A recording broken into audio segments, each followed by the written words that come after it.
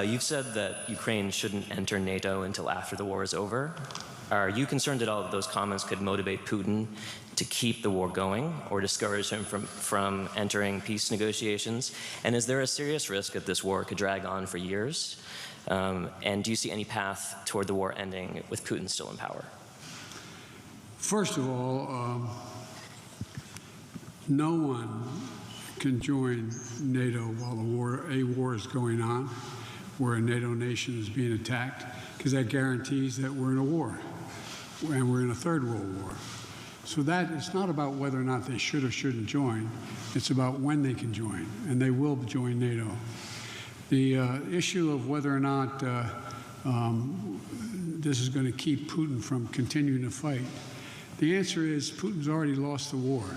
Putin has a real problem. How does he move from here? What does he do? And so the idea that there's going to be what vehicle is used, he could end the war tomorrow. He could just say, I'm out. But what agreement is ultimately reached depends upon Putin and what he decides to do. But there is no possibility of him winning the war in Ukraine. He's already lost that war. Imagine anyway, he's already lost that war. Just on the question of a concern about it going on for years, is there a possibility that there's a stalemate and this becomes... I'm sorry? The question of whether the war could go on for years, is there a possibility there's a stalemate and it can continue for quite some time?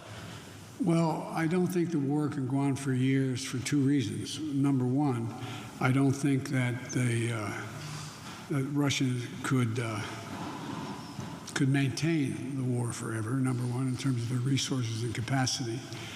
Number two, I think that there is going to be a circumstance where eventually President Putin is going to decide it's not in the interest of Russia, economically, politically, or otherwise, to continue this war.